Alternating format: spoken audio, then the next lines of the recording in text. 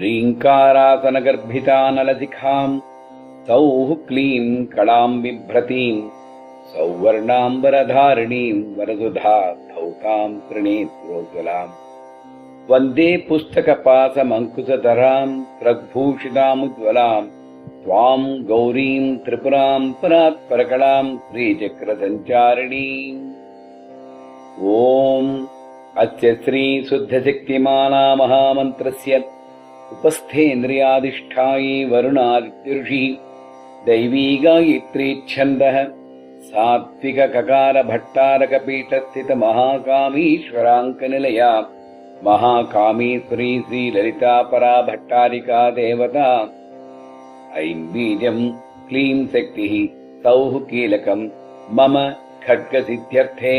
जपे विनियोगः। ऐं अङ्गुष्ठाभ्यां नमः क्लीं तर्जनीभ्यां नमः सौः मध्यमाभ्यां नमः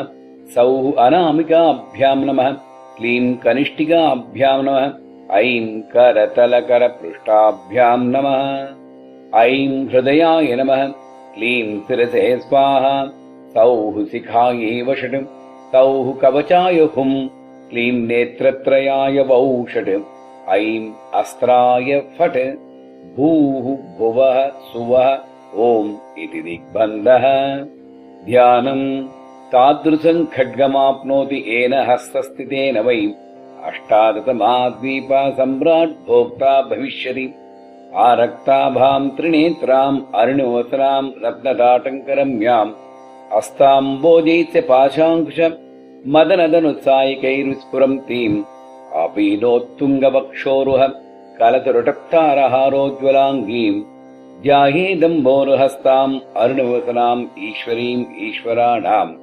नमित्यादि पञ्चपूजाम् कुर्यात् यथाशक्तिमूलमन्त्रम् जपे।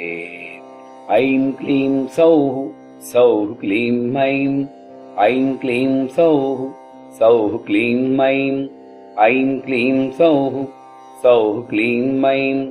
ऐं क्लीं सौः सौः क्लीं ऐं ऐं क्लीं सौः सौः क्लीं ऐं ऐं क्लीं सौः सौः क्लीं ऐं। ॐ नमः त्रिपुरसुन्दरी हृदयदेवी शिरोदेवी शिखादेवी कवचदेवी नेत्रदेवी अस्त्रदेवी कामेश्वरी भगमालिनी नित्यक्लिन्ने भेरुण्डे वह्निवासिनि महावज्रेश्वरि शिवदूते त्वरिते कुलसुन्दरि। हयग्रीव उवाच इत्येतन्नाम साहस्रं कथितं ते घटोद्भवा रहस्यानां रहस्यं च ललिता प्रीतिदायकम् अनेन सदृशं स्तोत्रं न भूतं न भविष्यति सर्वरोगप्रशमनं सर्वसम्पत्प्रवर्धनं सर्वापमृत्युशमनं कालमृत्युनिवारणं सर्वाज्वरार्तिशमनं दीर्घायुष्यप्रदायकं पुत्रप्रथमपुत्राणां पुरुषार्थप्रदायकम् इदं विशेषात् श्रीदेव्या स्तोत्रं प्रीतिविधायकं जपे नित्यं प्रयत्नेन ललितोपप्रास्थितत्परः प्रातः स्नात्वा विधानेन सन्ध्याकर्म समाप्य च पूजागृहं ततो गत्वा चक्रराजं समर्चयेत् विद्यां जपेत् सहस्रं वा त्रिशतमेव वा रहस्यनाम साहस्रमिदं पश्चात् पठेन्नरः जन्म मध्ये सकृच्चापि य एतत्पठते सुधीः तस्य पुण्यफलं वक्ष्ये शृणुत्वं कुम्भसम्भव गङ्गादिसर्वतीर्थेषु यः स्नायात् कोटिजन्मसु कोटिलिङ्गप्रतिष्ठां च यः कुर्यादविमुक्तके कुरुक्षेत्रे तु यो दद्यात् कोटिवारं रविग्रहे कोटिं सुवर्णभाराणां श्रोत्रियेषु द्विजन्मसु यः कोटिं हयमेधानामाहवेरेद्घां गरोधसि आचरेत् कूपकोटिर्यो निर्जले मरुभूतले दुर्भिक्षे यः प्रतिदिनं कोटिब्राह्मणभोजनं श्रद्धया परया कुर्यात् सहस्रपरिवत्सरान् तत्पुण्यं कोटिगुणितं भवेत् पुण्यमनुत्तमं रहस्यनाम साहस्रे नाम्नोऽप्येकस्य कीर्तनात् रहस्यनाम साहस्रे नामैकमपि यः पठेत् तस्य पापानि नश्यन्ति महान्त्यपि न संशयः नित्यकर्माननुष्ठानान् निषिद्धकरणादपि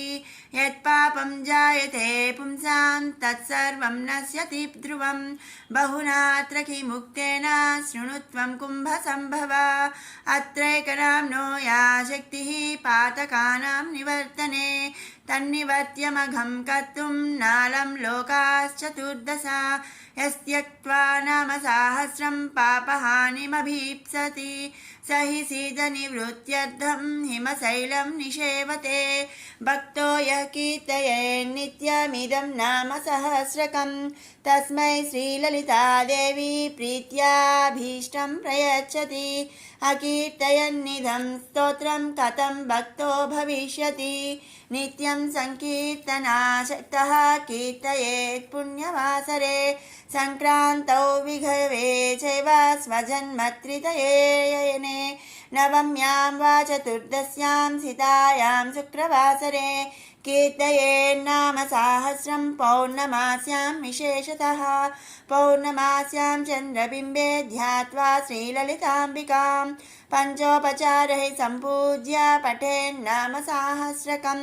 सर्वे रोगाः प्रणश्यन्ति दीर्घायुष्यं च विन्दति अयमायुष्करो नाम प्रयोगः कल्पचोदितः ज्वरार्तं शिरसि स्पृष्ट्वा पठेन्नाम सहस्रकं तत्क्षणात् प्रशमं याति शिरस्तोदो ज्वरोऽपि च सर्वव्याधिनिवृत्त्यर्थं स्पष्ट्वा भस्म जपेदिदं तद्भस्मधारणादेव नश्यन्ति व्याधयः क्षणात् जलं सम्मन्त्र्य कुम्भस्थं नाम साहस्रतो मुने अभिषिञ्चेत् ग्रहग्रस्तान् ग्रहा नश्यन्ति तत्क्षणात् सुधासागरमध्यस्थान् ध्यात्वा श्रीललिताम्बिकां यः पठेन्नाम साहस्रं विषं तस्य विनश्यति वन्ध्यानां पुत्रलाभाय नाम सहस्रमन्त्रितं नवनीतं प्रदध्यात्तु पुत्रलाभो भवेत् ध्रुवं देव्याः पासेन सम्बद्धामाकृष्टामङ्कुशेन च ध्यात्वाभीष्टां स्त्रियं रात्रौ जपेन्नाम सहस्रकम् आयाति स्वसमीपं सा